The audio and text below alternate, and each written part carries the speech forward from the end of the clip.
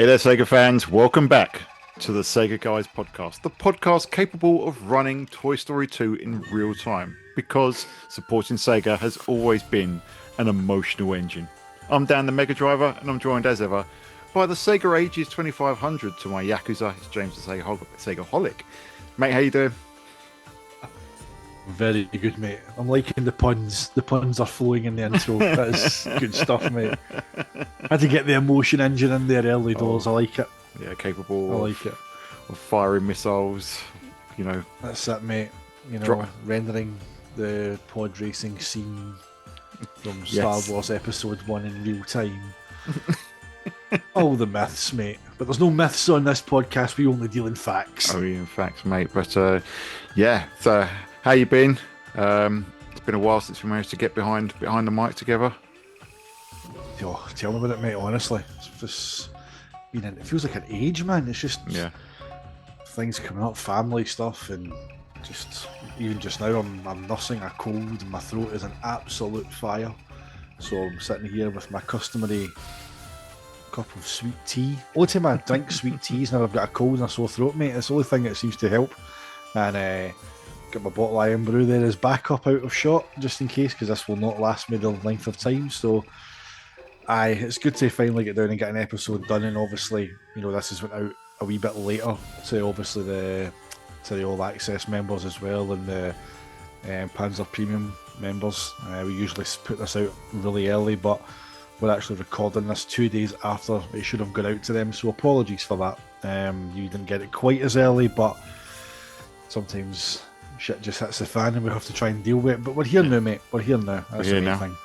And obviously, the antithesis to today's topic, you have had a little delivery in the intervening weeks, haven't you? A new original Xbox, which you no longer have with you at the moment. No, I can't show it in camera, mate, because I just shipped it off to Top Mint this morning. I had the original Xbox. I had a 1.6 about, God, it must be 2 years ago now, easily. I had a 1.6 with the Hitachi LG DVD drive in it, immaculate condition, and it needs must at the time. I had to get rid of it. So I've always kind of had that itch to get it. Every time we talk about original Xbox, there's a little kind of niggle that I always feel, and I feel like it's that and the 360 were Xbox at their absolute peak, and of course there's some real Sega gems on that console. So spotted one that had been already soft modded, had a 1 terabyte drive in it, and it came to me, and externally it looked great.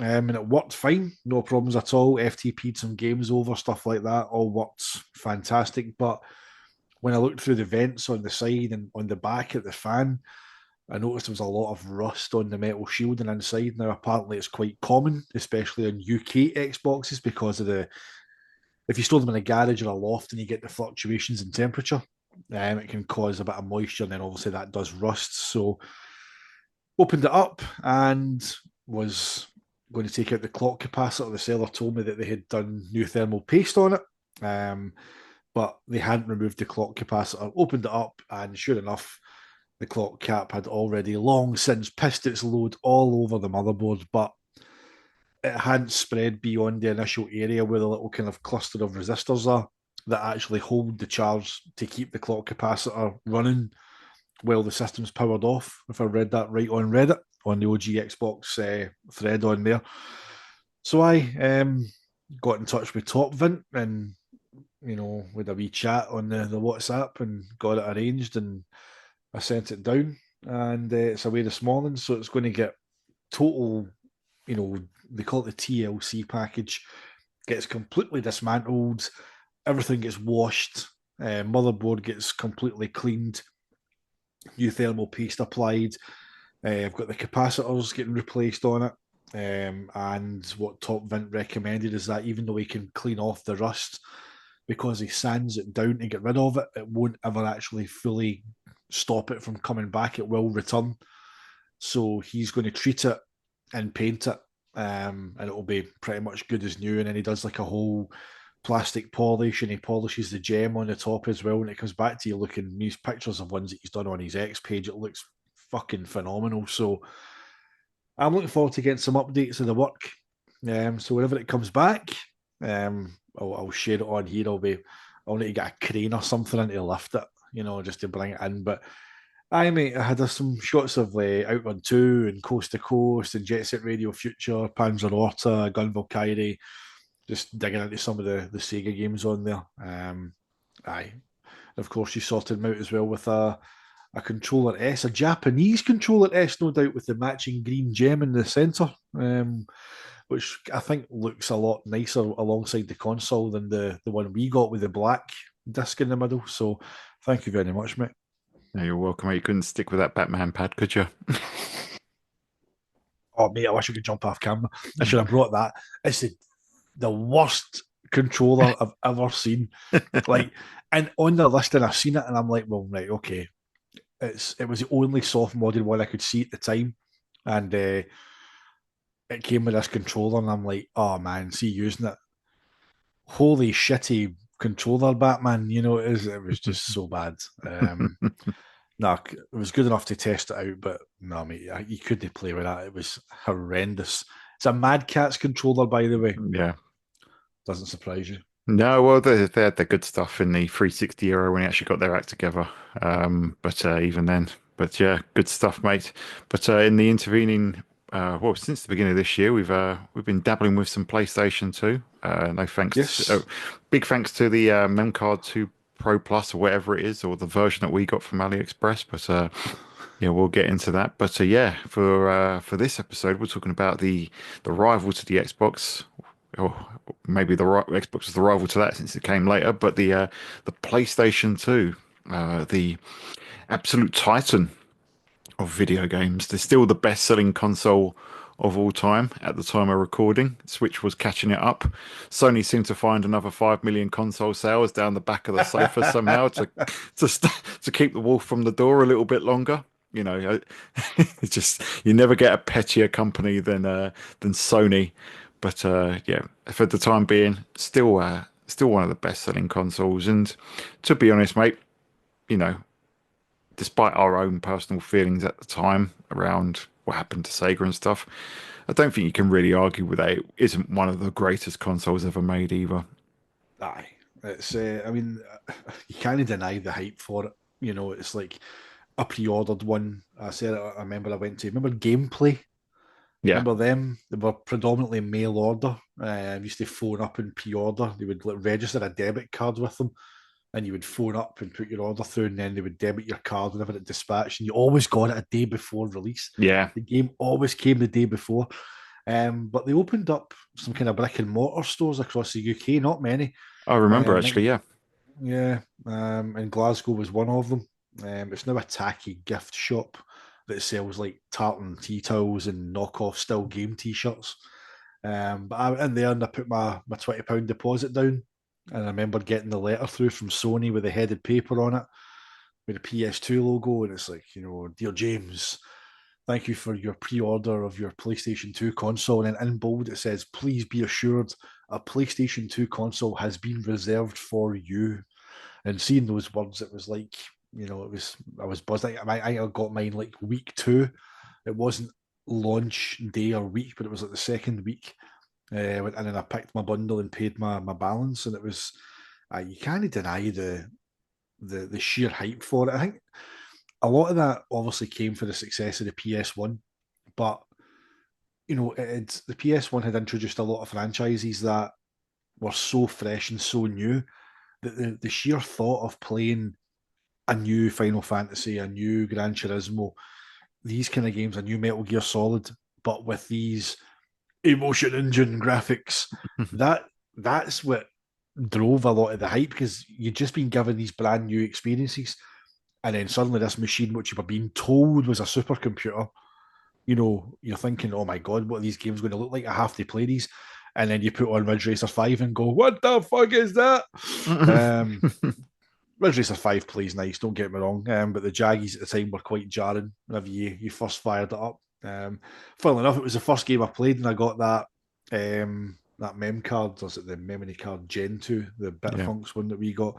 It's the first game I fired up and played through it. And still, the drifting mechanics in that, mate, still just I just can't. It's just ridiculous. I mean, I don't mind about arcade racing, mate, but whenever you're bending physics that far, it starts to kind of take the piss a bit. It's like, what's going on here? But you can't deny the PS2 was a phenomenal machine. The success it had, it rightly earned. It rode the kind of the DVD Trojan horse. And pretty much Sony did it again with Blu-ray with PS3. Used the machine and the console's name as a kind of Trojan horse to get that medium into the public consciousness. And I mean, it's just a colossal machine. It was. It was, mate. I staved off it. I was steadfast in supporting the Dreamcast. I was holding off, and I do remember a lot of the hype around it. Remember when the Ridge Racer demo came out with I can never remember the girl's name, the Aye. the cheerleader girl, and they had that demo with her, and she was shaking her hair about, and my mates were going, "Oh, look at that! Like your Dreamcast can't do that." I was like, "That's not real. That's pre-rendered because." The PlayStation can't animate that much hair, and I was saying that at the time. And it's like, no, of course it is. They're saying that they can do all that in real time. I was like, it's bullshit, mate. um, so I put it off and put it off, and I waited until I didn't get mine until 2001, late 2001, around Christmas time. It wasn't for Christmas because I got Shenmue 2 for Christmas or around Christmas. So I can't remember what I got for Christmas that year, but I got Shenmue 2 before when it came out, and then after Christmas, my mum said, "Oh, someone at work selling their PlayStation 2. Do you two want it?" And at the time, Dreamcast was, Sonic Adventure 2 had been out, Shenmue 2 had been out, Sonic Adventure 2 was coming to the GameCube. It was well dead by then, so it's just like, yeah, me and my brother went halves and one. We'll probably go get into the games and impressions in a little bit, but you can't deny what the console became. How much of that was down to Sony themselves, outside of polyphony at the very beginning. It was they had Gran Turismo, but it was still very reliant on Namco doing the business for them. Konami, their third party support, but they did come good with a lot of their first party games in the end. I mean, not a big fan of the first God of War, but God of War 2, oh my God, that game is absolutely phenomenal. Games like Ico, great game. Shadow of the Colossus, superb. So they did build up a good library of first party games in the end, and that's where you really started to see Sony evolve as a first party studio. But it wasn't until kind of the second half of the console's life, and then you got your third party games, your Devil May Cry games, Metal Gear Solid 2 and 3, and of course some brilliant Sega games on there, which we'll get into shortly. I mean, I always remember Metal Gear Solid 2. Oh man, that a guy I used to hang about with at the time, Eddie. Like he played the demo that came with Zone of Enders, and he was besotted with that game. Like I remember Charlie at CA Games, he had a Solid Snake statue for promotional purposes, like in the shop. And every time we'd walk in, man, he'd just go up to it and like, "Oh, Snake! Oh, I can't wait for this game." I'm like, mate, you went to shag it or something? Like, what's going on? It's like, come on, man. Like, every time we come in the shop, you're just hanging off this plastic statue. It was life size, mate. It was giant. And no, he was buzzing for that. And obviously, I'll never forget his reaction to the twist whenever Raiden comes in. Oh, man. If I thought I was annoyed, he was well pissed. It's like, he was, can't believe I've done this to me. I've waited years for this game. It's like,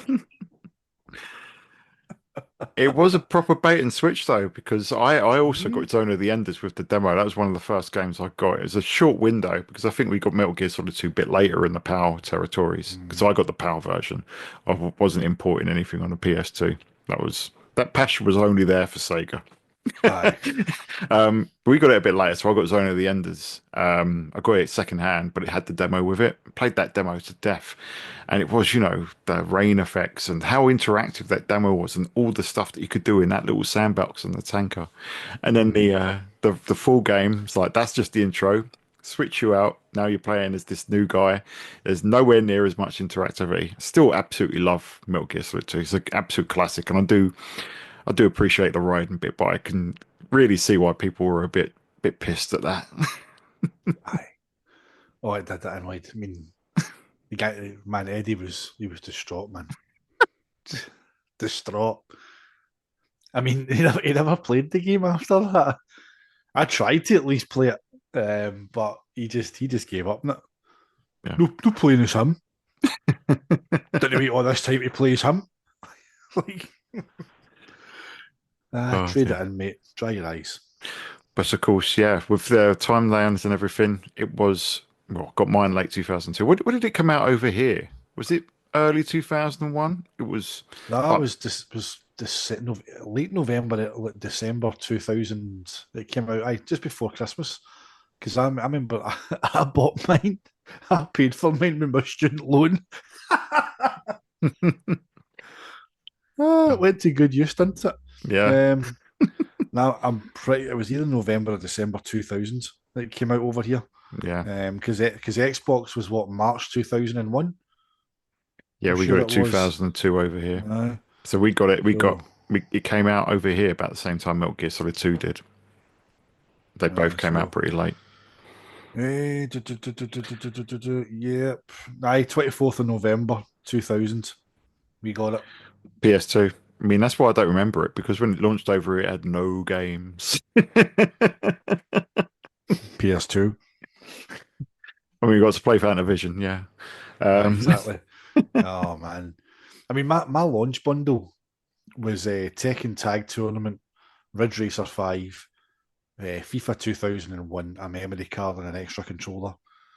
And I mind FIFA 2001, that my mates came up, and that's well, I wanted to just play Ridge Racer and Tekken. They wanted to play FIFA. And I mind the boys were up within like the hour of me getting home with it. And of course, like FIFA 2001 allowed you to score the most ridiculously cheap overhead kicks from corners from cross balls. And obviously, my mate at the time, Graham, who worked at Celtic Park's warehouse, the superstore, and he was whenever Henrik Larsson cut his dreadlocks off, he turned Yeah. up at my house greeting. But he used to seriously.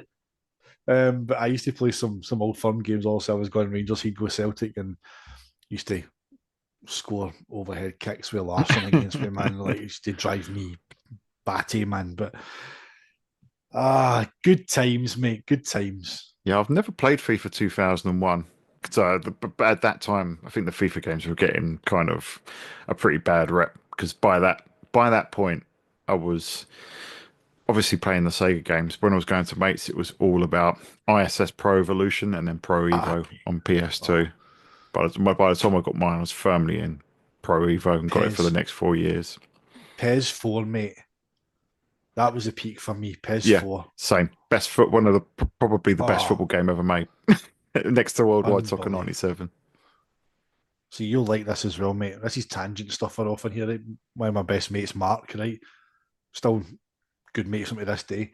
Arsenal fan, right? Been an Arsenal fan since he was a young boy. And unbeknown to him, I went into Rangers and I set Ronald De Boer his stats to like fucking 99 for everything, right? And in interviews, Ronald De Boer used to go, so he would speak like this, and he was a Dutch international, and was very good. I like to play. So every time I would skin one of Mark's players, I would go right just to take and end up. He's on the floor. He can't concentrate, and I used to have a right laugh, man, just because I'd set his stats so high that he just couldn't touch him. Used to gob him every time, mate. So there you go. Yeah, we've talked before. Evenings were just lose entire weekends to that game. No, Absolutely. honestly. But mate, so Sega wise, obviously it was very strange. Sega making consoles for, and obviously you've done a video that will come out soon. You had the Sega Rally one recently, which was PS2 focused. Then you've got a Virtua Fighter 4 one. And one thing that I did pick up on was the inference of the US PlayStation mag referring to Sega as the old enemy. And yeah, it does Yes. does. Thinking back, it really did feel a lot like that. That Sega were making games for the old enemy, and Mm-hmm. Yeah, I do wonder if some of the less complimentary kind of views from platform-specific magazines was kind of reflective of that. Like some of the Sonic games getting savaged by Nintendo magazines, and obviously a few other reviews and stuff. But yeah, that's how it felt for me at the time. They didn't feel quite right. What about yourself? Aye, it was interesting. I think on reflection, as time has passed, I think we can see that Sega's heritage on PS2 is a lot larger than we maybe even realised, especially the Japanese library. I think a lot of the stuff we look at is predominantly in the West. We look at the Xbox, the Dreamcast 2. You Yeah. know, it's like, and I think that kind of takes the focus off of just how much of Sega's legacy did live on PS2, in Japan. But like, I think you're right, mate. It's like old wounds die hard. Like Sega were fresh out of being a competitor, and now they were eating humble pie. And like Peter Moore told us, going crawling for dev kits for these consoles all of a sudden. So there would still be a kind of hangover from the console wars of the generations that have gone by. But when I was doing that VF4 video, I found that the UK magazine it had some digs, like I mentioned, like they still referred to Toshinden and its flashy texture mapped polygons and how it made Virtua Fighter look, so pale in comparison. But the US magazine, they were absolutely savage. Like on the cover, they call it the greatest Virtua Fighter 4, the greatest fighting game ever made. Right? And I'm like, all right, fine, fair enough. And then you go into their kind of their feature and all that, and they've got an interview with Yu Suzuki. They've also got like a timeline, which the UK magazine also had, which was a lot more complimentary. But the US one calling VF1 a crappy port that impressed no one, saying that VF2 was a perfect example of PS1 superiority and Saturn's inferiority because of a bridge. Because the bridge was missing for Shun's stage, that was their example. And then they talk about the Project Berkeley disc that comes with VF3, and they say that all it is an interview with Yu Suzuki, and I quote, blabbing on about Shenmue, which he doesn't even show. That's because Project Berkeley came out a year before the game released in Japan. It wasn't even called Shenmue. Yeah. Like, but in that you still see early concepts of Iwao Hazuki, Shu Ying, Lan Di. You still see like the Phoenix Mirror. You still see all these things. So there was plenty there. Like Shenhua does a thing where she explodes and sends them all flying. It's like there's still plenty of stuff in there. Like anybody who says they looked at that demo and didn't wet their pants when they seen it, mate, for the first time is lying. Like that was impressive stuff. So I and it's a US magazine, like you said, mate, that says was it Virtua Fighter has always been representative of the enemy. Yeah. That's what it says. So aye, they've definitely got a bit of a hangover on it, whether they were doing it for kind of engagement or, try to save face or whatever. I don't know. They gave it 5 out of 5 in the US magazine. They gave it 8 out of 10 in the UK one. Um, but aye, it was definitely it was a strange feeling to put a Virtua Fighter disc into a non-Sega machine. And I think that was the general kind of consensus. You were seeing these games like we got like Res, Outrun 2, or Coast to Coast. We'll come to these in due course. But aye, it was like the feeling of it going to Sony. There was no real no animosity, but there was nothing like that towards the Xbox because that was new and fresh, and it felt like a kind of like a lifeline. Whereas PS2, we'd already seen the FUD, the fear, uncertainty, and doubt that had been spread about PS2 before it even launched. That kind of helped take people away from considering buying a Dreamcast. They were quite happy to wait. It's a silhouette of a PS2. I don't have to buy a Dreamcast. So I think there was that kind of hangover there that you're thinking, man, it's like if we want to play these games, we have to play them on the console of the company that Yeah. kind of ended our dreams, literally. No pun intended. Yeah, no, you're right because the Xbox did feel like a continuation almost, and it was you had a breaking point. Yeah, they kind of dovetail into each other when Xbox arrived. Dreamcast was on its way out, so they never competed. Xbox never competed with Sega, and obviously you saw, you can connect. We talked before, yeah, you can connect the two from a design perspective, from an infrastructure perspective, and obviously there's what we know now about the conversations behind the scenes about making the Xbox compatible with Dreamcast, etc. To an extent, PlayStation felt even worse than Nintendo because at least with Nintendo, it felt like Sega hadn't really competed with Nintendo for about 5 years Mm. because obviously the SNES and the Mega Drive at the time were just, proper console war. And then the Saturn comes out and they go to head with Sony. The N64 doesn't come out until 2 years later, and that kind of does its own thing. It's not Aye. really, you know, you wouldn't know that today. The Saturn versus N64 conversations go on now. I mean, insane Mega CD tweets our mate on on X. It always seems to be warring with N64 fans. Ah, But that's right. Aye. but back then, yeah, it wasn't really a massive. It didn't feel like a big thing. I think they were both just set their sights on Sony.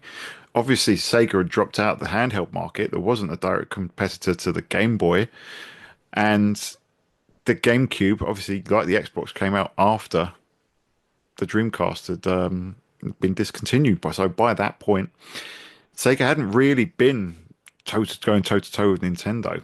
They'd been fighting Sony this whole time, and that's why it felt like Sony were the ones that, crashed Sega's party with the Saturn. Did everything they could to bury that console in terms of third party support and marketing and everything. And then they did everything in their power to disrupt the Dreamcast. And that's why it was the old enemy. And then, the hype for the PS2 completely overshadowed it. And that's why it felt very much more bitter, much more. Obviously, Sonic appearing on a Nintendo console was a big thing. Though, as I say, Sega hadn't had a handheld. We'd already seen Sonic on other devices, such as the Neo Geo Pocket, which is great little game, Sonic on the Neo Geo Pocket. So him coming onto the Game Boy Advance it was a big deal seeing Sonic on a Nintendo console, but it wasn't a massive. It wasn't as bad as seeing Sega on the PlayStation 2, for me at least personally. Aye.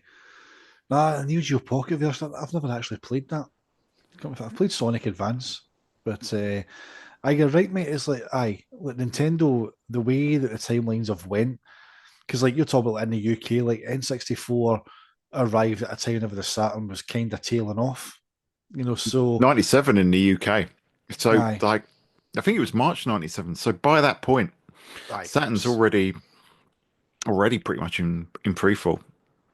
aye, aye. I mean, I don't ever remember even back then in kind of school hearing what was I just finishing school at that point. I was in sixth year.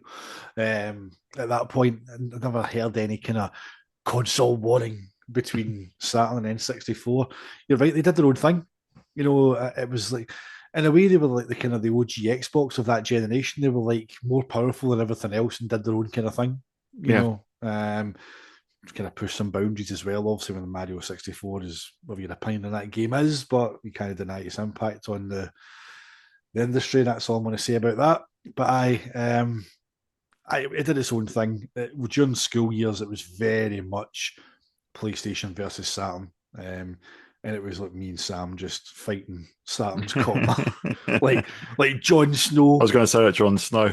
With the hordes oncoming on horseback, getting ready for the onslaught.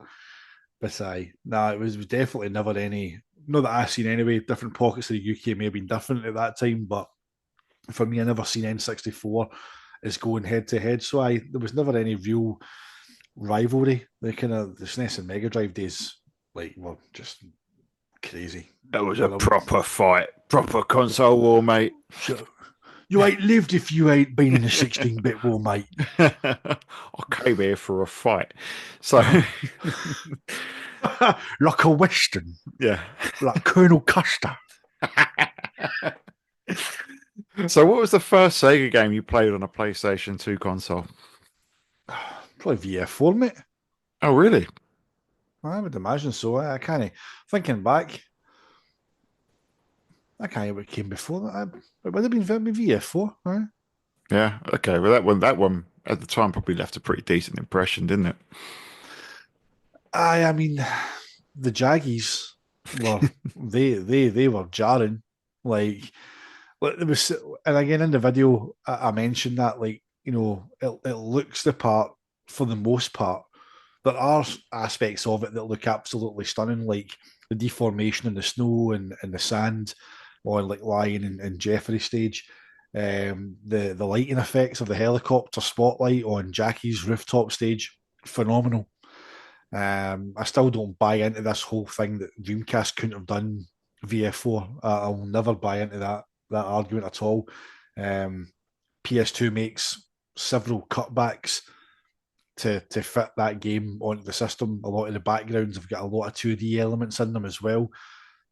So I still think with similar cutbacks, I don't see why Dreamcast couldn't have done a version of the game, and with no jaggies, but it might have had more cutbacks. Obviously, Naomi 2 is a lot more powerful than Naomi, but there was still a shared architecture there. Yeah. Dreamcast still had a lot of things in common with Naomi 2. So I think that alone would have seen an ability to scale it down the way, to fit on there. Like at the time, VF4 was the one that was really hard to take, because I always felt that was always going to be a Dreamcast game. Yeah. You always felt that was, you get VF3, you'll get VF4, you had a couple of VF games on Saturn, you'll get a couple on the Dreamcast, and then we'll get another couple on the next console. Oh, wait, there wasn't going to be one. So, we didn't know at the time. No, it would have been VF4, mate. Would have been, because like Res, I didn't buy Res on PS2. That came out a lot later. Outrun 2, I didn't buy Coast to Coast on PS2 either. I did chip a PlayStation and buy a certain other game on import, which we'll come to Yeah. in due course. But I don't. I bought Super Monkey Ball on GameCube. I'm sure I bought that one, and I didn't. You know what I Just so mean? you did buy the PS2 version, did you? Nah, mate. I think the only Sega game I bought in PS2 was VF4. All right. As I'm searching the memory banks, have I bought any like Sonic collections or Mega Drive collections, or I think I only bought VF4, mate. Yeah. See, I when we got ours, first game I got with it, I've probably mentioned this before in a previous discussion, but the first game me and my brother we got a PlayStation. At the time we paid 180 quid, which was a good deal. I think 2001 they were still going for a fair bit of chunk of change. So when my So did mum did you buy one second hand then? second hand, yeah, Oh, mate. So technically, you never funded the Sony machine then? didn't refused.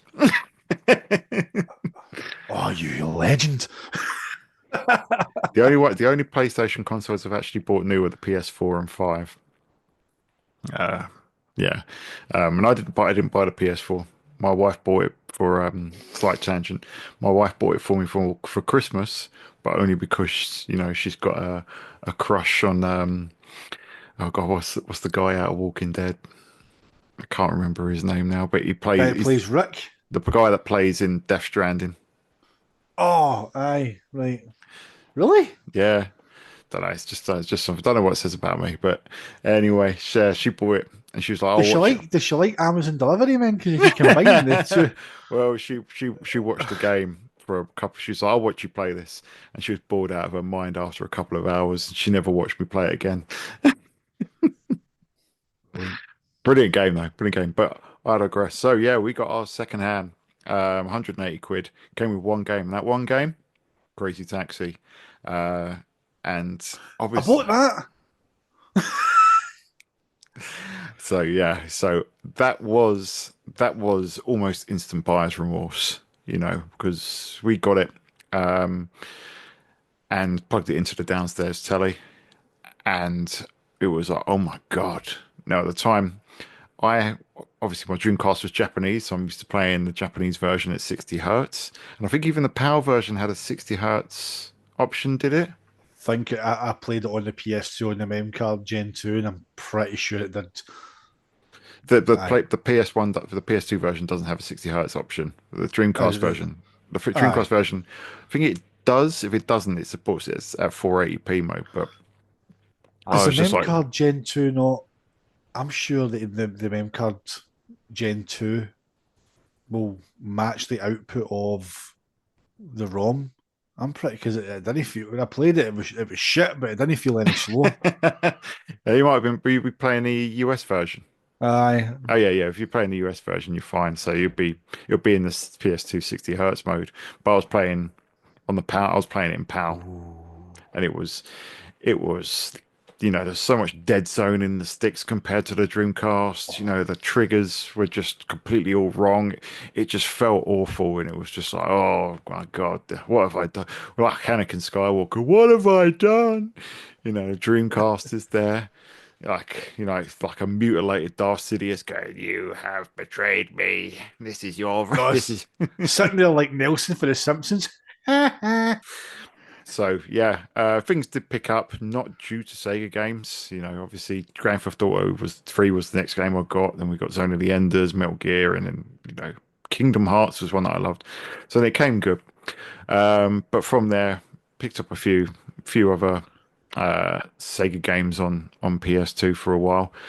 Picked up Virtua Tennis 2 again. I had Virtua Tennis 1 on the Dreamcast.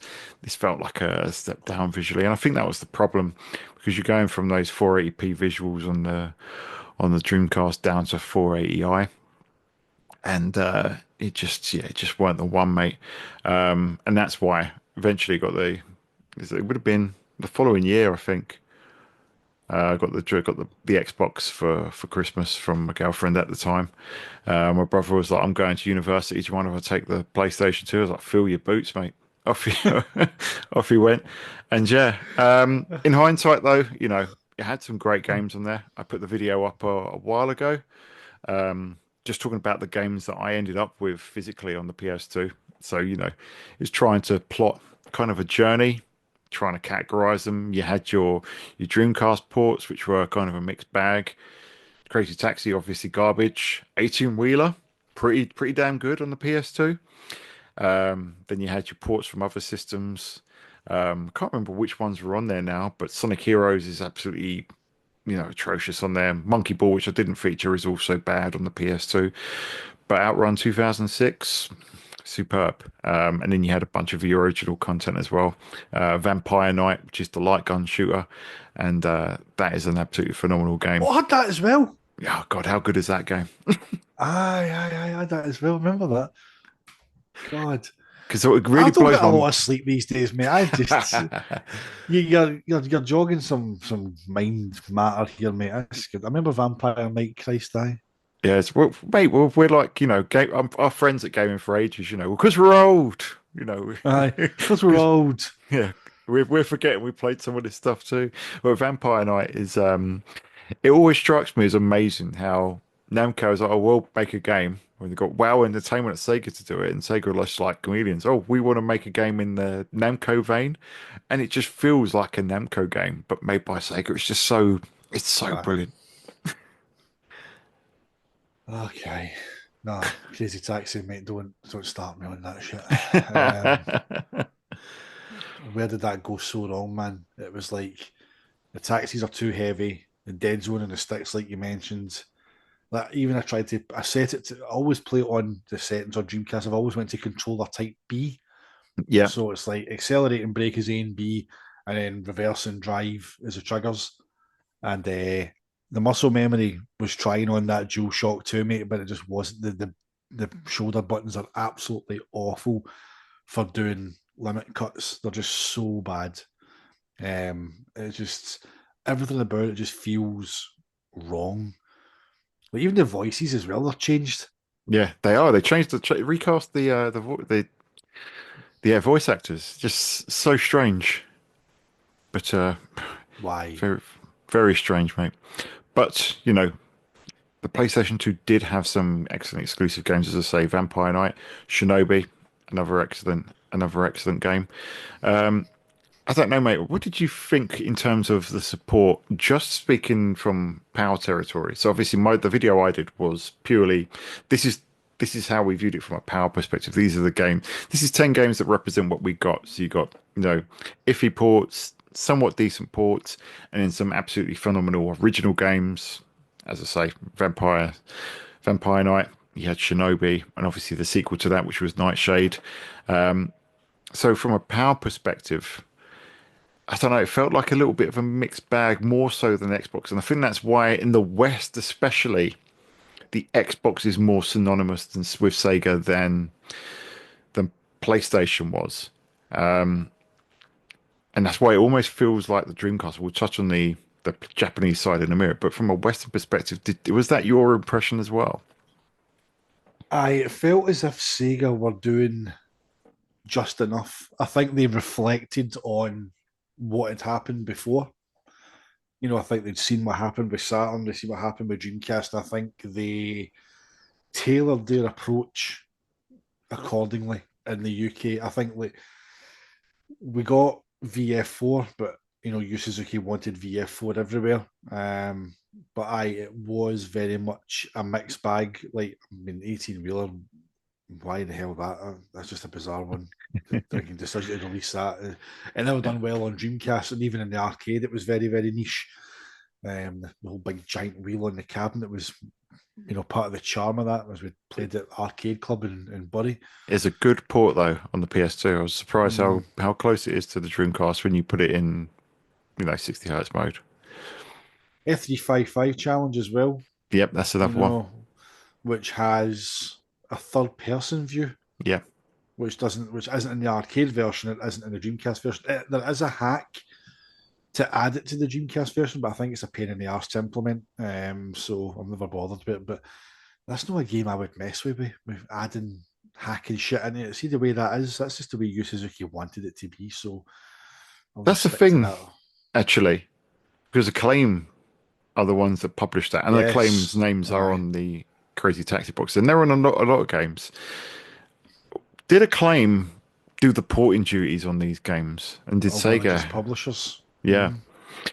because I don't know. I get because I get the feeling that it wasn't Sega because the F355 challenge, for example, on Sega Retro, it's Tosei that are listed as the porting house for PlayStation 2. Obviously, AM2 ported the game themselves when it came to the Dreamcast, and then Acclaim published it. Just looking at Crazy Taxi, obviously Acclaim published it there, but in terms of developer, it does say Acclaim Studios for Crazy Taxi. Yeah, I just noticed that. It says hit so GameCube and PS2, it's got Hitmaker, but it also has Acclaim Studios Cheltenham. Yeah. So did Sega just say, right, we'll port them yourselves then, and we'll take some royalties from there? Again, does that speak because they were a lot more hands-on at the time, especially in those early days with the Xbox games, whereas the PS2 it seems a little bit more phoned in, a little bit more right. Yeah, take some You can Dreamcast ports. see, you can see the gulf in quality between, and not just in terms of visuals because of the jumping technical performance between Xbox and PS2, but in overall general polish. Like you look at something like Panzer Dragoon Orta, Yeah, there's nothing on PS2 from Sega that even touches the polish and the scale and the even just the sound, everything about the soundtrack, everything about that. It's just there's nothing that matches that. Um, it's almost like on PS2 there was a kind of like a greatest hits almost. Like VF4 is a big one because it only went to PS2. But out with that, as you look at it, it's like Xbox got the best of Dreamcast, and then PS2 got the dregs of Dreamcast, plus a shit port of Crazy Taxi. You know, and I'm not calling F355 dregs, but if you look at the rest of it, like I mean, like Res, brilliant game, gets a lot of praise today. Looking back for its stylish, graphics and for its gameplay. At the time, no one gave a shit about it. Let's be brutally honest. It's a beautiful game, and I love it to bits. It sounds amazing. Had it on Dreamcast, imported it back in the day, but um, again, it was so niche. 18 wheeler again on Dreamcast, a very very niche release. Virtua Tennis 2, another discontinuation release from Dreamcast era. So you start looking at these and you're thinking it's not the games that defined the Dreamcast that they're getting. Whereas Xbox got Shenmue, got Panzer Dragoon, so even got Outrun 2. PlayStation 2 got Coast to Coast, still didn't get the original Outrun 2, which means that we finally got versions of In a Way, Daytona 2, and Scud Race. We got the tracks, but only on the Xbox version. You know what I mean? On the original Outrun 2. So, you said phoned in. It does feel that way. It was like they did just enough. Whereas compared to Japan, in Japan, Sega were on PS2 were rife. Like the legacy lived on big time on PS2 in Japan. Yeah, no, I think you're spot. You say Xbox was Dreamcast, and PS2 was the dregs. I've got a slightly different view when I get to it when we get to Japan. And I don't know, I don't know if I've said this to you, so it'd be interesting to see your reaction. But just looking at Virtual Tennis 2, that was ported by Tamsoft to the PlayStation PS2. Um, Again, it does feel like that Sega were pretty hands off with it all. I mean, obviously Sega. You talk about Panzer Dragoon Auto, and man, you're right. You're absolutely spot on, mate. There's no game on PS2, at least especially in the West, that kind of comes close to that level of quality. When you've got the visuals, the gameplay, just the meticulous attention to detail. It's just an absolute quality product. Same with Jet Set Radio Future. I'd say even Sega GT 2002 as a racing game just shows an awful lot of polish, much more care and attention to detail than Ferrari F355. Now, F355 is the superior game out of the two, but you think of like the effort that Sega were putting into each console at that time, and yeah, it's pretty apparent, I think, where it lies. I mean, even the best games on PS2, your Vampire Knights, your Shinobis, Nightshades, they're not quite up there with, Panzer Dragoon Auto in terms of polish and presentation. I mean, even stuff like the Virtual Quest was an oddball one that you got, and you got stuff like throwaway stuff like the Altered Beast reboot that came out in 2005 as well, Jeez, aye. and that was pretty horrendous. So it did feel like PlayStation 2 did feel like a shovelware machine from all corners at the time. You know, I've got all sorts of weird games on that shelf there that have ended up in bundles. I've got like a Smarties game and stuff. It's just, Smarties game. yeah, there is some absolute shite on that console. A Smarties game. There's a Smarties game on there, yeah. What the hell do you do in a Smarties game? It's like a platformer, but I can't remember now. I played it. It was after I'd moved here. I was playing it the last time I played it, but it's so bad. And then stuff like Beverly Hills Cop, which is one of the worst games I've ever played.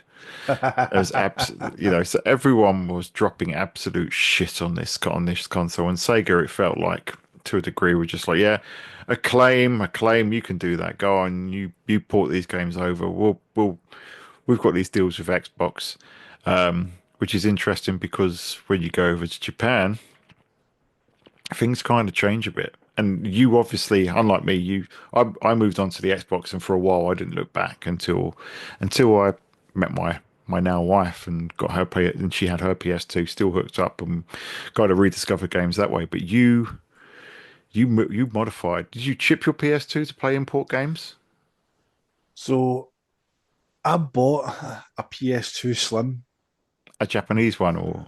No, it's a PAL one, and then Oh, took it okay. to Charlie's and got it chipped purely off the back of playing Initial D in booths. Like, and I remember exactly where the machine was. It was in the back right hand corner, sitting right beside Sega Touring Car Championship.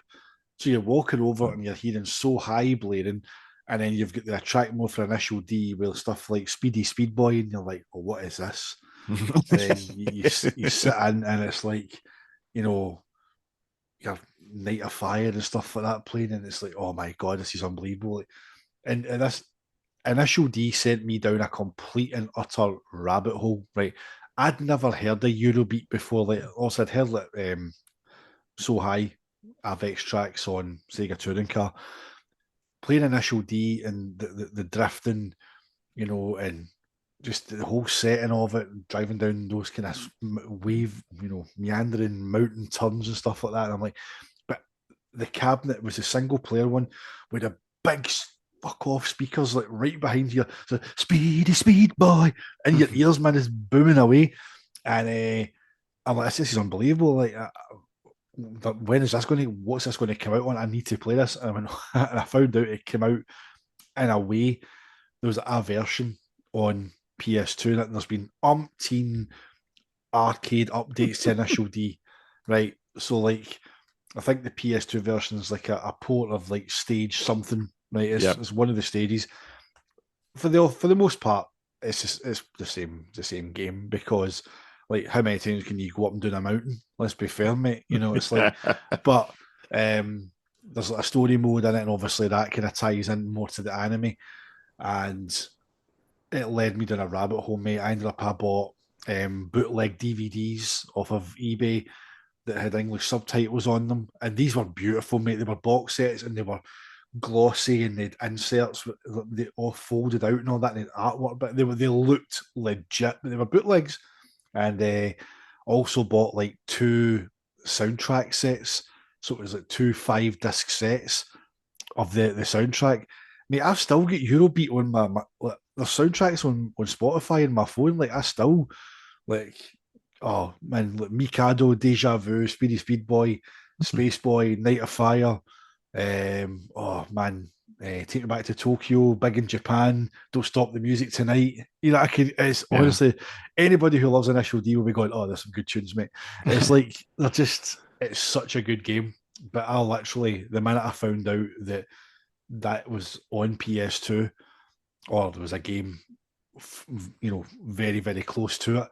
I went the full hog, mate. I got a force feedback steering wheel and pedals. I got the lot, man. I tried to replicate it at home, and I went big on Initial D, mate. I absolutely love it, and I still, as I say, listen to the music to this day. Like, people, 45-year-old man listening to Eurobeat, and it's like, get some looks to train into work in your office days, mate. Listening to that, blaring at your headphones at 10 to 9 in the morning. But it was a PS2 Slim I got.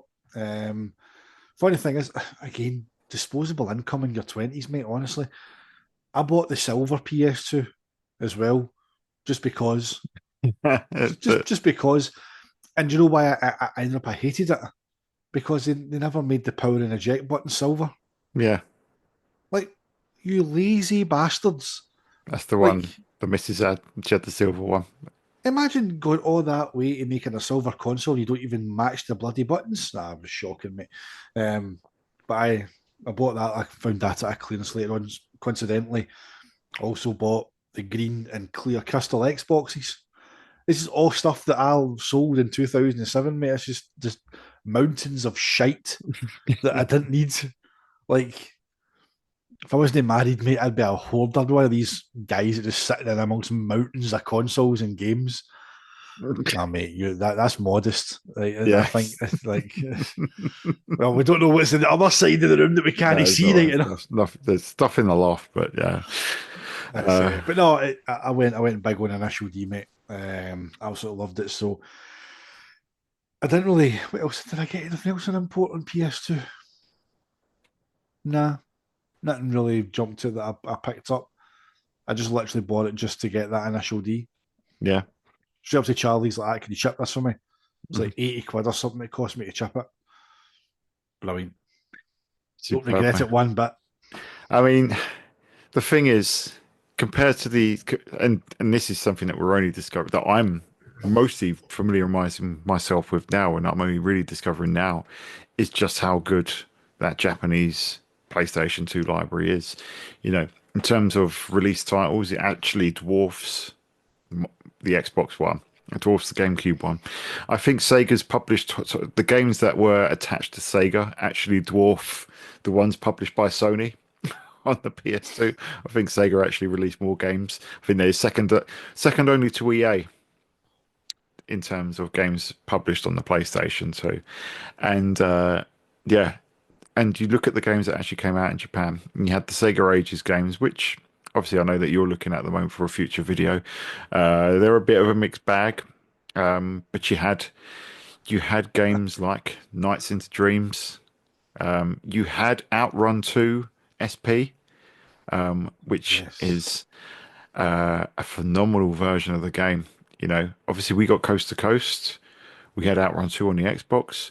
PlayStation 2 got Outrun 2 SP, and that port, I think Sumo were actually on record saying that Sega and AM2 were on them to say like, no, no, yeah, this Japanese version has to be better. So Yeah. they made all sorts of improvements to it over and above what's on Coast to Coast. Coast to Coast on PS2 is an extremely good port, and this is even better.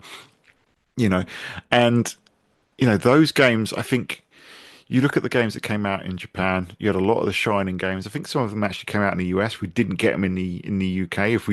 I think if we got somewhere like Shining Force in the Air and Shining Force Tears and etc., I would have probably got my PS2 back, but we never did, which was really frustrating. But I think my view when I look at that Japanese library, and I look at the games that kind of, you know, Xbox had the big marquee games that were, recognizable on Dreamcast, and they even had, Project Gotham, which was a continuation, not directly attached to Sega, but it's a continuation of MSR. When you take into account the Japan games, I feel like Sega almost made the PS2 a Saturn because of the focus on games like Virtua Fighter, because of the Sega Ages and the look back on, Sega Ages was a brand that was on Sega Saturn, wasn't on the Dreamcast, but we had Sega Ages on the Sega Saturn. You had Virtua Fighter, which was a series that was synonymous with the Sega Saturn, and it felt like, and really when I think about it, because the Sega Saturn was popular in Japan, but the Dreamcast wasn't. PS2 was popular in Japan. PS2 obviously popular worldwide, whereas the Xbox, like the Dreamcast, was popular in the West and was DOA in Japan. Speaking of DOA, obviously another game that came onto Xbox, which has a strong Dreamcast attachment. So you got those dotted lines, and it feels like if you took Sega, it felt like the DNA of the Saturn kind of went towards the PS2, and the DNA of the Dreamcast went towards the Xbox. And you even have games like Sega Ages versions of Die Hard Arcade or Diamond Light Decker, Athlete Kings, Fighting Vipers, Last Bronx, Last Bronx, Dragon Force, Panzer uh, Dragoon. Panzer Dragoon as well, the original Panzer Dragoon. So yeah, that's why it kind of makes me think of it as Sega actually tried to pump the DNA. And obviously, Nights into Dreams wasn't even a Sega Ages release; got its own retail version with we even had a Sega Saturn controller on the PS2, which makes me shudder thinking about it. But you've seen that one as well, haven't you? So it does Aye, feel like aye. that the Sega Saturn DNA fed into the Japanese PS2. Not obviously not to the same extent because a lot of those Sega Ages games are flawed visually and for other reasons, but you can kind of see it there, and that's why I find the Japanese library discovering it a lot more in the present day so appealing and so amazing. Hmm. It's a complete flip. It's the Western versus Japanese perspective, and again, it's something that as the years go by, you say delving into it, you realise how much that legacy did live on. Again, we've already touched on it. Saturn, a success in Japan. Sega's most successful domestic console. It makes sense that they would continue making the games on PS2 that were clearly appealing to Japanese gamers who enjoyed their Saturn. It's the thing about Xbox and Dreamcast, right? Is that, and you're right, you follow the dotted lines and how Xbox has went that kind of route. I think Xbox is so closely tied to Dreamcast, but I don't think it's almost like because Microsoft were still starting out and making a games console, and they had that relationship between Peter Moore and Robbie Back, Yeah, and like Microsoft, admittedly in their own documentary, say we're going to have to do this ourselves. They tried to buy Nintendo, get laughed out the boardroom in Japan, realize shit, we have to do this ourselves. So like they then looked at Sega for the online stuff, Windows CE, And it's almost like they've seen the launch of the Dreamcast and how successful it was, biggest 24 hours in entertainment history. It's almost like, to not quite detriment, but they try to copy the model of what would be an unsuccessful machine. Yes. If you think about it, Yeah. look at the games that they got: the controller, the two slots in the top, the big fucking jewel that was obviously meant to be a screen, but they couldn't be asked filling it. Four controller ports, online out the box, albeit broadband, not dial up. But people call it the Dreamcast 2, and it annoys me a wee bit. I can see why they do it, but Xbox does enough to stand alone on its own merit than being just a Dreamcast 2. But you can see that they leaned so heavily into Sega and the Dreamcast, like that North American launch. And I think it's because of that relationship, Peter Moore and Robbie Back. Robbie Back saying to Peter Moore, "How can we help?" You know, that's what he told us. Robbie Back reached out and went, "How can we help?" Okay, we want some games. We need some games, but it's just bizarre. It's like Microsoft, as if they went, "We don't actually know how to launch a console." Uh, Peter, your team successfully launched one in the US and it done brilliant. What games did you have? It seems as if it's so bizarre. Like, what would have happened if they followed the PlayStation 2 model? You know, then again, they were irked by PlayStation 2, the PC in the living room line. So Yeah. Well, the Xbox that's what. lineup was pretty strong, wasn't it? I know we're going off on a bit of a tangent again, but it was a strong lineup. Oh, I That you've got that Dreamcast connection immediately with Project Gotham Racing and Dead or Alive 3, even before you get the likes of Jet Set Radio Future and Sega GT 2002, which came pretty soon after. So already, and it does see, I can imagine the conversations, what games, well, we haven't got any games to give you right now, but why don't you go talk to Tecmo, and why don't you go and talk to Bizarre Creations? That's, relationships that were already there. yeah. It's, and like again, my three games I picked up on launch day went to Dixon's for my Xbox. They even planned to buy one, mate. I walked out of my office. I walked down past Dixon's and they had a big display. They had staff out front with Xbox t-shirts on, big three screens. They had Halo, big rear projection screens, Halo, PGR, and Dead or Alive 3 running, and big signs going like, "Take home your Xbox with any three games and an extra controller today for just £11.98 a month." And I just went, "Thank you." Straight in there. I took one and higher purchase, mate. I remember going home with this giant red Dixon's bag, and my mum going, "What the fuck have you bought now?" It's like Xbox. But I did with Life 3, mate. Phenomenal game. Like, you remember playing that in the demo pods in that big Virgin Mega store in the top of SEGAholic Street. And they had them the minute you walked in the doors, just right in front of the escalators before you went up. And it was, geez, you just couldn't believe how good it looked. That's the thing as well. Like, obviously, Xbox was just so far ahead of anything at the time. It was just mind blowing. It was, mate. I mean, it did. And that's kind of why I parted with the PS2 myself when I did let my brother take it away. But yeah, as I say, I do feel a little bit of regret when I think about it now, because the PS2 did have some absolutely phenomenal games which I had to discover years later. And I do wonder, if I did get it chipped, could I have enjoyed some of these Japanese games? I mean, you've been playing an awful lot of the Sega Ages ones. Probably you've been through them all, haven't you? I haven't managed to Mm. get through them all myself, but I've been playing. I left out Dragon Force because it's in Japanese. There's no English patch for it, so I left that out. I didn't bother looking at that. Is there English in that? I've read on Reddit. There's no English in it. I don't think there is. I'm pretty sure Nah, there's not. because I done a search for English patched, and there was like, nah. People were saying on Reddit, there's no point in actually bothering to patch it because you just play the Saturn version because it's better. So there he goes. What's he found? Right, yes, because obviously we didn't get Sega Ages over here, but we did get this Sega Ages Sega Classics collection, not called Sega Ages, which Now has the got. versions are they the Sega Ages 2500 They are versions? indeed. Are they right? not optimized. They have got the biggest borders I've ever seen on a video game in my life. They've literally just Oh ripped. man. They've taken eight of these games, eight of these 2500 titles, and dumped them onto one DVD. Is it DVD? It's a DVD. That will be, won't it? Yeah, But no, I handpicked, I think it's about 16 of them. Um, and I was going to put them into one video, but I think I'll break it down into a best and worst of Sega Ages.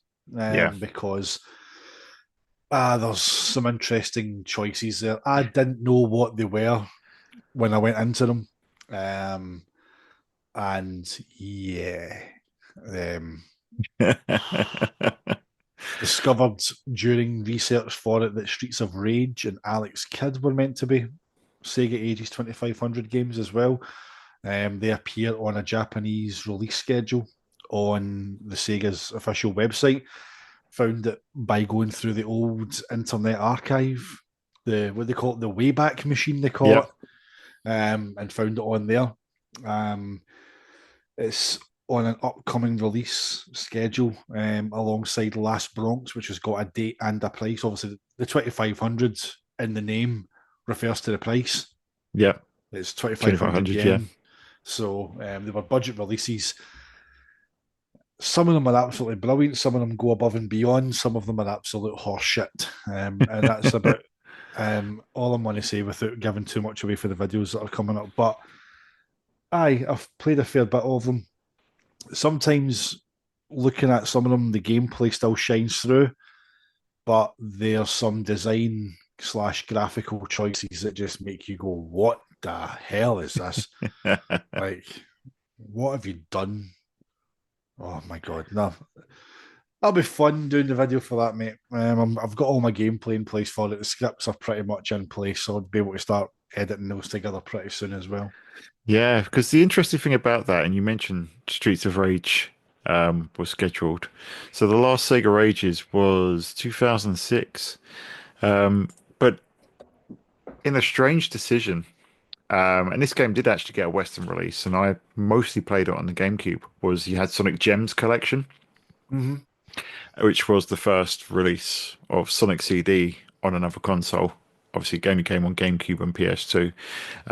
Had Sonic the Fighters on there as well, and Sonic R.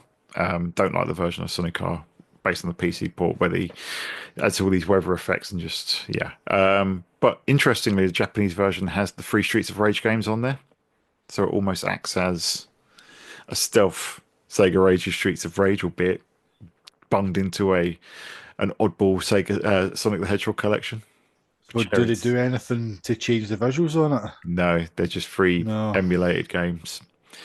So the actual games themselves, they've all been modified to some extent, haven't they?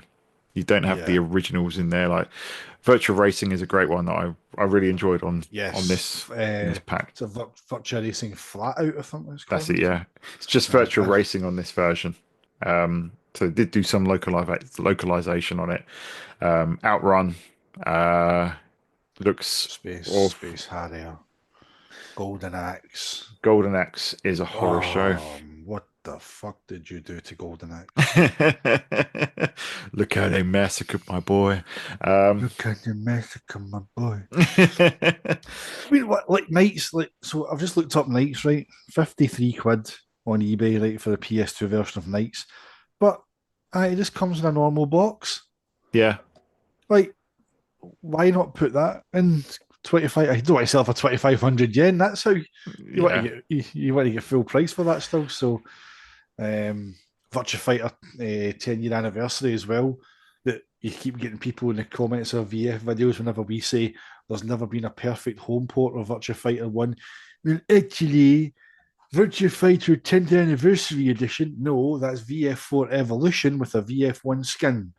It's yeah. not the same game. Proportions all look out of whack as well because Jackie's neck is about that long because his He's proportions are all Akira. different. He's Yeah. like, Did you see? I think it was it Bo Bales who posted something recently saying that there is a cheat to unlock the Virtua Fighter 4 stages. They're just in the game's code. in Virtua Fighter 10th anniversary because it's obviously all Aye. just built on top of Virtua Fighter. I'm sure it was both, but I yeah, wouldn't be surprised if it was Bo. Digging, he does the stuff he finds, man. Jeez. yeah, but it's Unreal. yeah, but yeah, the Virtua Fighter games were great on there. Obviously, we've talked about Virtua Fighter 4, and then you had Evolution, and then 10th anniversary is a fun little distraction. It's kind of like, and again, there's the Saturn comparison.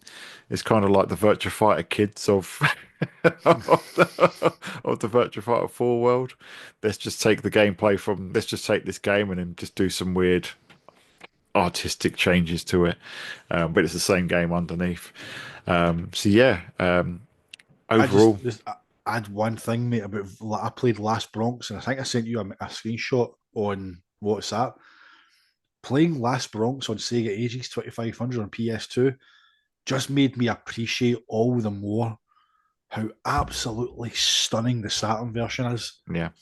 Because obviously the PS2 version is far closer to the arcade in terms of polygon count and stuff like that. But my God, the Saturn version holds up against it so well. Amazing.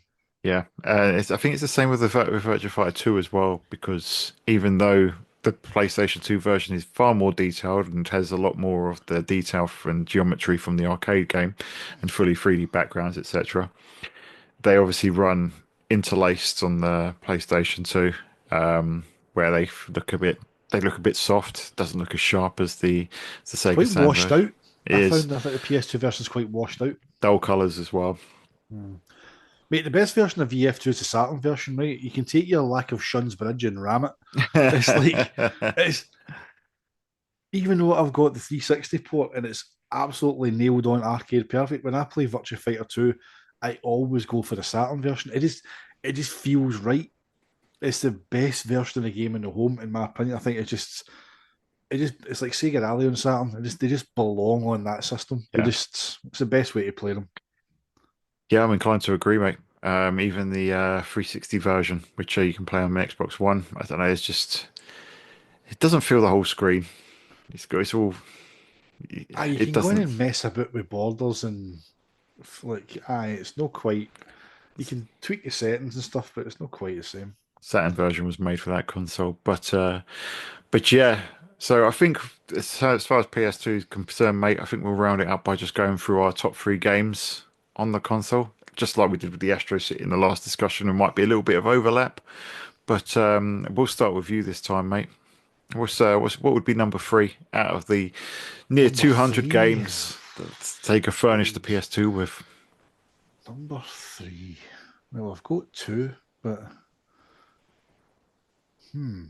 I need to think about this one. Let's put them in order, mate. You give me your third one, right? I'll have a wee think. This So is for number three, I would probably go with Outrun 2000, Outrun 2 SP. Um, it could easily be number one. Could easily be number one, but I think SP, it's not a perfect port of the arcade game. It's a fantastic version. Looks stunning on the PS2. What I think it's one of the best looking games on the system. But then you compare it to kind of the Xbox and Outrun 2006, and it goes from kind of being an essential game to obviously you can play better versions of it elsewhere. But as a game itself, absolutely phenomenal. And you could probably I'd probably put 2006 alongside it just because 2006 has the content. But both of the games, Sumo did an absolutely incredible job putting those games on the PlayStation 2. Even giving us, I think it does support 480p mode on the PS2. It does a progressive scan mode, and you can certainly play them. I played them on the CRT in 60 hertz mode, so they're just works of art, mate. Outrun 2 easily one of the best racing games ever made. Um, and these are fantastic ports. 2006 obviously has barrels of content, but Outrun 2 SP is something that is exclusive to the PS2. And while you could probably make an argument that it's not as essential as other versions of the game, I'd probably still take Xbox Outrun 2 for the reasons that you said, Scud Race, Daytona, original Outrun arcade game in there as unlockables. it's still a fantastic version of the game that's well worth revisiting. Good stuff, mate. Well, my three, I'm going to cheat with two and one, right? But for three, I think I'll go Outrun Coast to Coast. You went for SP. I'm going to go for Coast to Coast. Yeah, it's not as technically polished as the Japanese version of SP, but I still think it's a decent port given the difference in power between the Chihiro boards and the PS2. Still, if you put the Xbox version on, you can see that the Xbox version's a step above, but PS2 does a really good job. But I still think for the whole, heart attack modes, plethora of options that are on there, it's still one of the best racing games you'll play. If you don't have access to Outrun 2 SP, it's by far the best alternative if you've got a PS2.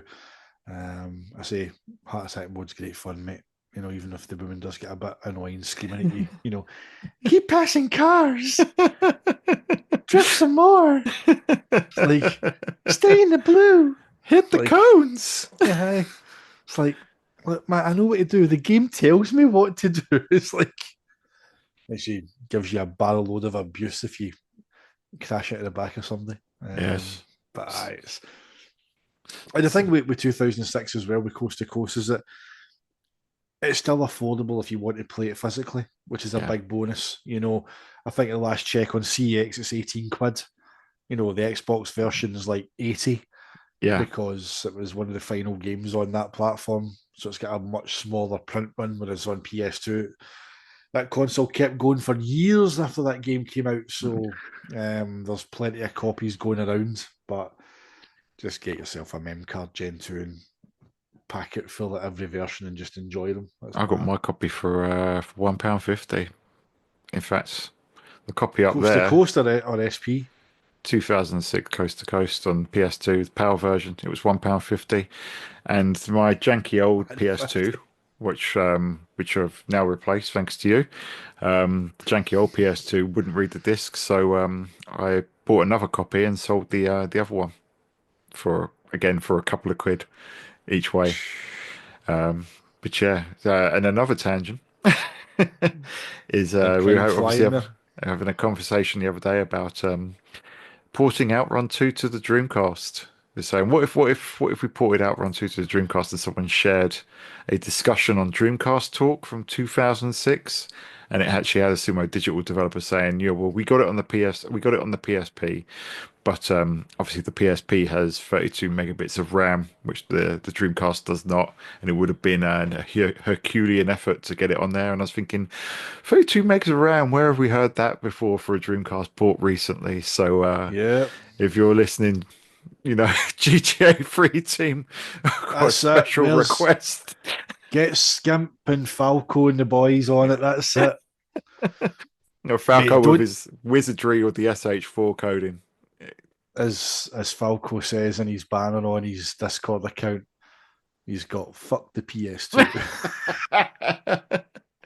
He's getting clawed for GTA 3, flipping the finger up at Yeah. the words fuck the PS2. Uh, Oh, what a team they are, man.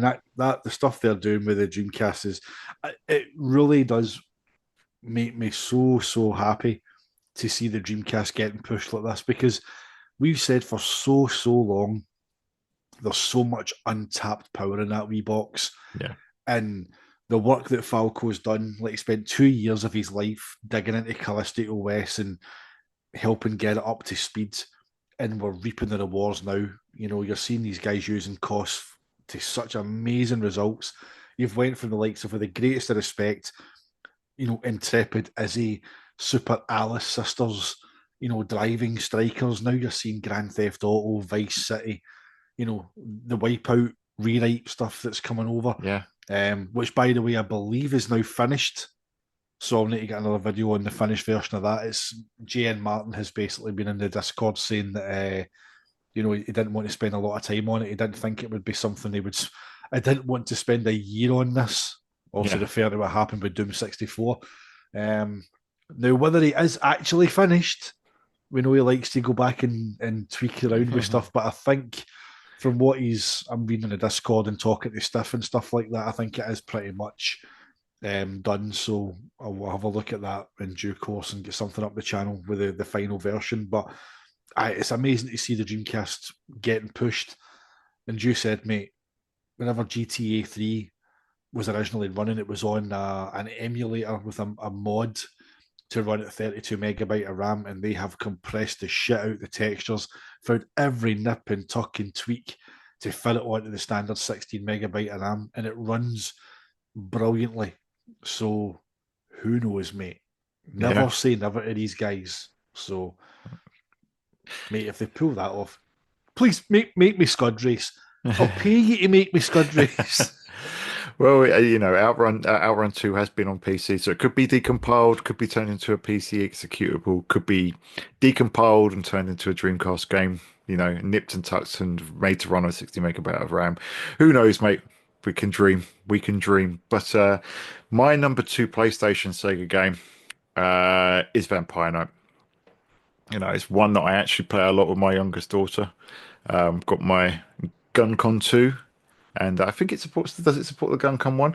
I've got a GunCon 2, a GunCon 1, and then I've got this gun that you can flip between the various modes across all the PlayStations. So whatever it is, both play it, and it's just superb. It's House of the Dead, but with vampires, but it kind of looks like it's a Sega game that looks like a Namco game.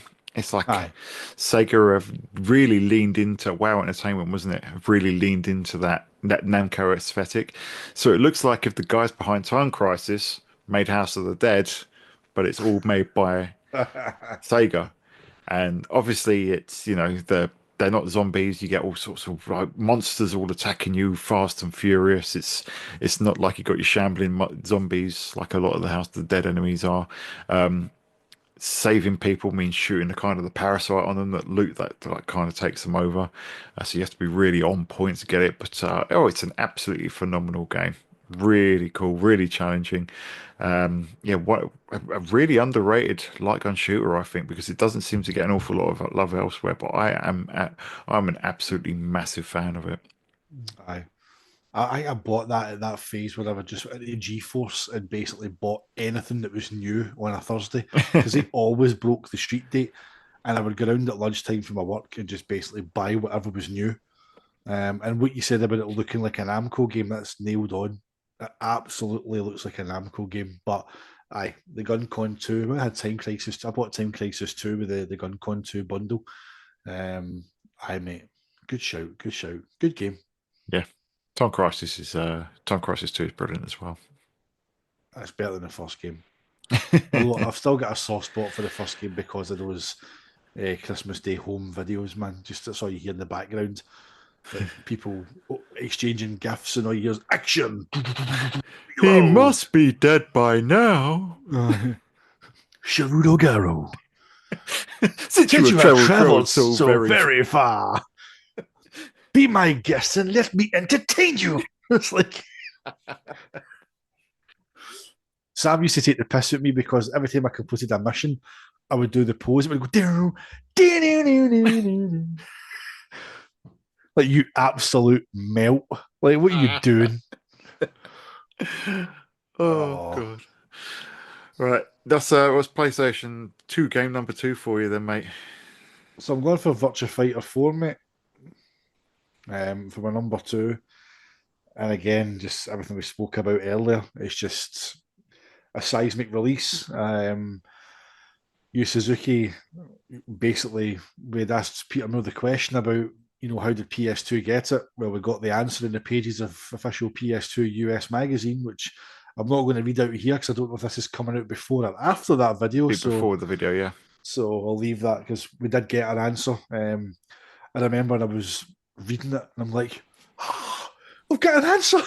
It was like, and it's not as exciting an answer. It's like whenever I asked Nick to try and find out why they changed the Celica model when he came back to me and said, I found out, but it's not as exciting as you hoped. It's pretty much the same for this. But a seismic release, a real statement. I still think Virtua Fighter 4 being a PlayStation 2 exclusive was probably the statement release of that generation.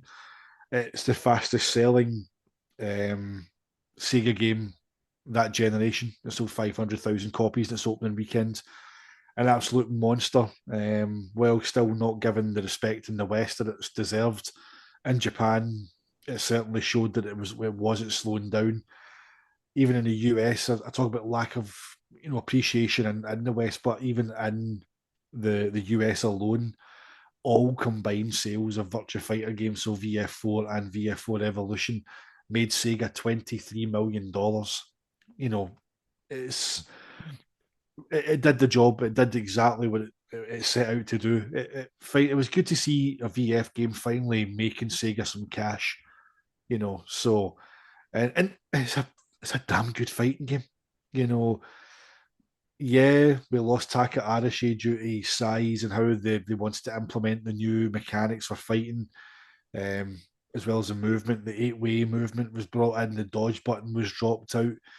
But even allowing for the jaggy visuals, plenty of great visual effects, like I said earlier. Terrain deformation, destructible ground, destructible fences, walls. Just so much going on. It's still an absolutely brilliant fighting game. It was Naomi 2's launch title. It Yeah. showed off that hardware brilliantly, and PS2 was probably, in hindsight, looking back, the right move for it. So Yeah. that's my number two. Good shout, mate. Yeah, absolutely phenomenal game. It's a phenomenal fighting game, and yeah, it stands strongly against with the rest of the Virtua Fighter series. Um, my number one. And it's hard to pick three, to be honest, because I do have some like honorable mentions. Like Virtua Fighter 4 Evolution was one that I considered having up there. Because of its quest mode, absolutely phenomenal, brilliant. You could spend forever in that quest mode, and it makes Shut improvements. up. Shut up. Yes, leave it there. Evolution, fantastic.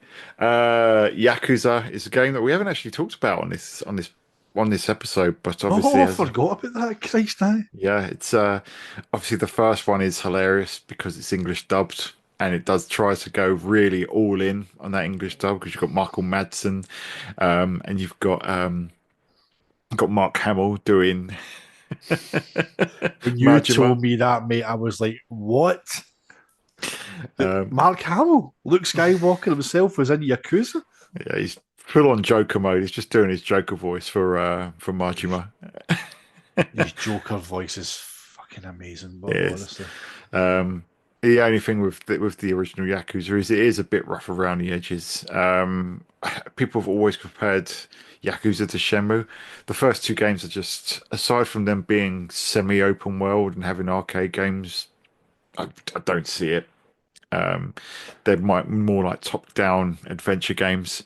Um, they've all fixed camera angles in a lot of bits. So still amazing games, absolutely amazing. Really enjoyed getting into the original Yakuza on PS2. I'd love to play the sequel. Sequel's well overpriced, but thankfully we've got the Memcard 2 Plus now to try that. But number one, mate, for me, it's a game that is exclusive to the PlayStation 2.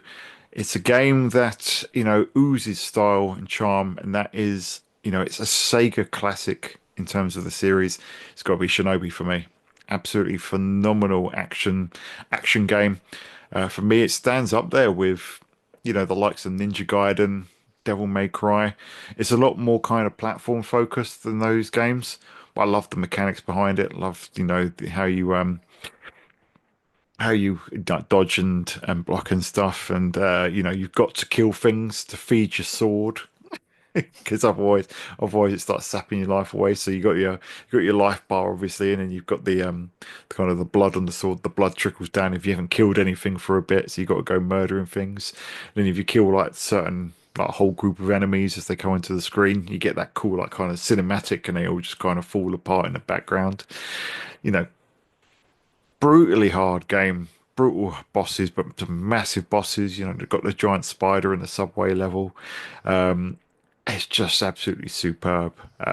Just a pure adrenaline junkie game.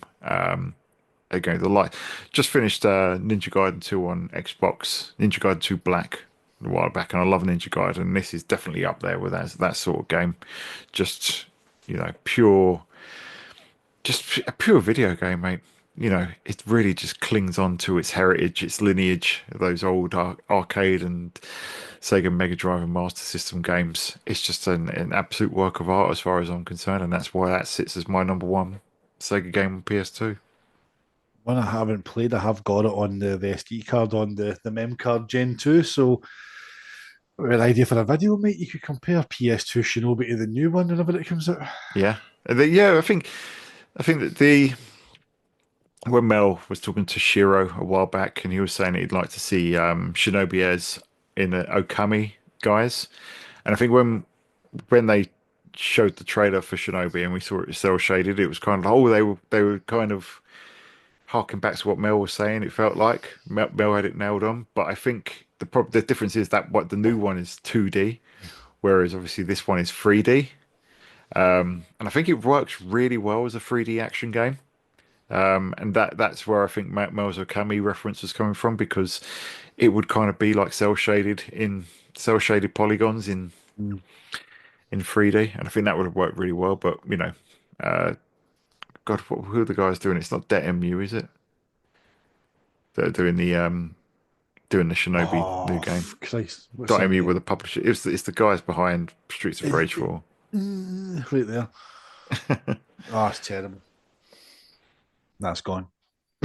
But anyway, mate, that's my number one. And what uh, what about yourself? I imagine there's a D in there somewhere. No, I've gone for Virtua Fighter 4 Evolution. Oh, have you? That's what I tell you to shut up.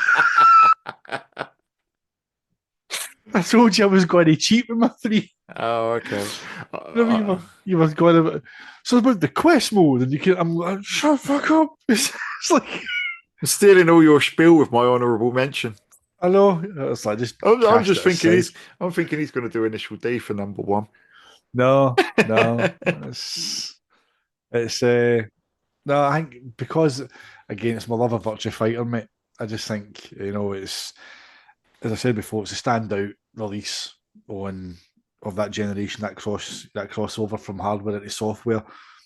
It done everything that VF4 did and then enhanced on it. The quest mode, like you mentioned, you know, the Kumite mode in VF4 was brilliant, but quest mode was just levels above, like traveling around like virtual arcades and challenging and different costumes and accessories and everything about it was so in depth. You could get lost for hours in that. It did fix the jaggies, but at a cost. So yeah, it is smoother, but it looks like someone's took a tub of Vaseline and just rubbed it over the front of it. So it doesn't even on the OSSC ramped up, upscaled. It's still in a strange way. I prefer the jaggy look of VF4 because it looks sharper. It's like I don't know the anti-aliasing interviews on Evolution. It's weird, but also you get new characters as well. You had Brad, the kickboxer. You had Go, who's the kind of zombified kind of dude. He's the judo. Uh, He's meant to be the aye, anti-Akira. He's the J6 judo assassin. aye, and kind of tweaks the stages as well. Like change of settings, like lay phase stages can change from being kind of sunset to middle of the day and stuff like that. I mean, we see stuff like that in VF3 Team Battle as well.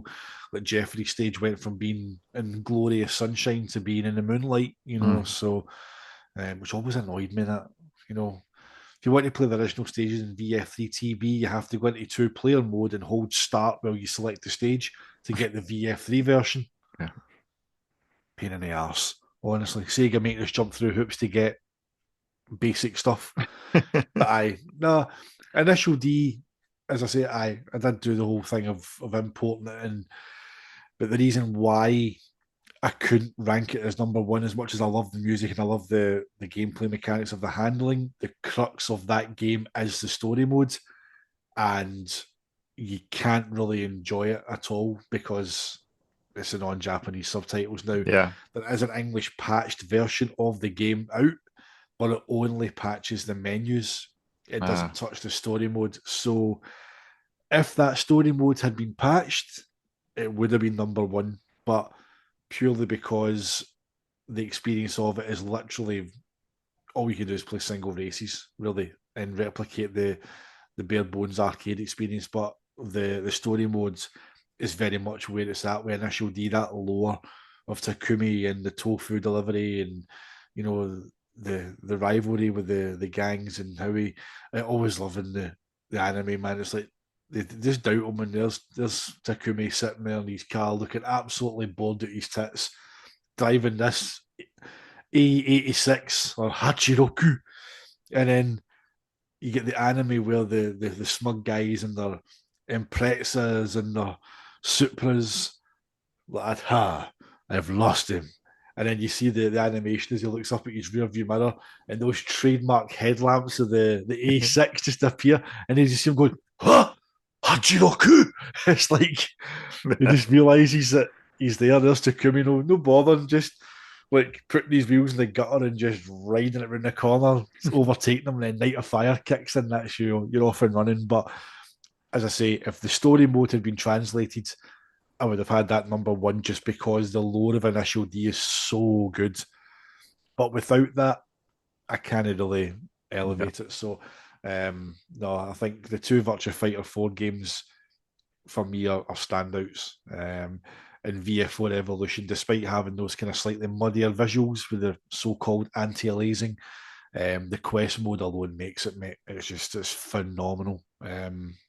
Poured loads of hours into it back in the day, and I'm pretty sure when I get a chance, I'll do the same again. I've got it on the SD card, so definitely one I'll go back to, mate.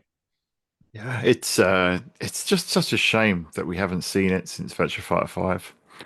Because Virtua Fighter 5, again, I spent hours and hours, dozens of hours on Virtua Fighter 5 doing the quest mode, which is very similar. But obviously, you know, Final Showdown, Ultimate Showdown, Revo, none of them got it in. So and that's where that kind of makes Evolution special on PS4, especially with the two new characters. Because it's one of the things that always irks me was the drop in of Taka Arashi in Virtua Fighter 4. I'm a bit of a Taka man. I love a good sumo guy. I'm a Honda main on Street Fighter. Not a big fan of Ganryu in Tekken, but that's by the by. But yeah, him dropping. So you only really got God, what was the two new characters in Virtua Fighter 4? It was Lei Fei that's and Vanessa. Lei Fei and Vanessa. Yeah, that's right. She's a pain in the ass, by the way. She's She, she's a good character in the right hands. oh, mate. Who did I play against online with VF4 Ultimate Showdown? Oh, it was Scott, remember? Yeah, The yeah. boy that worked. He beat the shit out of me against that fence with Vanessa, and that honestly. Oh, you get her combos going with those punches, and the roundhouse kicks, man. She is lethal. Yeah. Yeah, yeah. They didn't quite have as much personality. I mean, Lei Fei is a great character. But they didn't have as much personality as Taka for me, and it just kind of didn't feel like that much of an increment. But Evolution, and you add Brad and Go. Um, it's the Brad Show. um, really elevates it. So you do feel like you're getting a big content increase over Virtua Fighter Oh, 3 finally. you've just made me think of something. I really hope they don't do English dubbed voices for the Japanese characters, because there's a guy I see these, it was ages ago, did videos, and he was doing voiceovers like for the Virtua Fighter characters for VF4 Ultimate Showdown in English, right? And like, his Akira ones, oh, they were. Don't get me wrong, the guy's a talented voice actor, but it just looked wrong. It sounded so wrong. You're 10 years too early. No, no, just leave it as Yunin High Dio, please. It just let it be. So I hope they don't try and localize all the victory speeches in the new Virtua Fighter. Yeah, well, they did in the trailer. When it said Virtua Fighter is back, it did do the old, NDO, did it very quickly, didn't he? But yeah, mate, that's six fantastic PS2 games there out of dozens of great ones and some not so great ones, but there's plenty of interesting games on there. As I say, from a pure content perspective, from a library perspective, it's got some phenomenal Sega content on there. And even though you probably wouldn't want to pay any of the Dreamcast ports on there, and you probably want to play, if you've got an Xbox or even a GameCube, we have to do GameCube next, by the way, mate. We've done a Xbox pod, we've done a PS2 one, it's GameCube next. No, I'm not buying a GameCube, mate. I've told you, mate. I've got to send this to you. I've got a Nintendo. This is my Nintendo Wii. I've got the Mrs.'s one up there that I've been using for the last 15 years. That's it, mate. Get it soft modded. And then you can play Wii, you can play GameCube games on that. Then we'll do a Okay, game. Then we'll do a GameCube one. But yeah, it's been great talking about PS2, mate. And everything all around it. But yeah, I'd love to hear what our viewers and listeners think. What were your favorite Sega games on PS2? What did you think of Sega's adventures on the PlayStation 2 in total? How did you feel when Sega started making games? You may have discovered Sega on the PlayStation 2. Been pure Sony until then. Let us know. It's all very interesting stuff. Whatever different walks of gaming life that you've taken, get involved. We can talk to us via the comments below. Hope that you've been enjoying this in the live chat to our regular viewers, and hey, get in touch via the Sega Guys Discord to continue the conversation. If you want to support the show, you can become a member. Memberships start from as little as 99p. They all come with a bunch of awesome perks, with our top tier Akira All Access members getting their name read out, just like James is about to right now.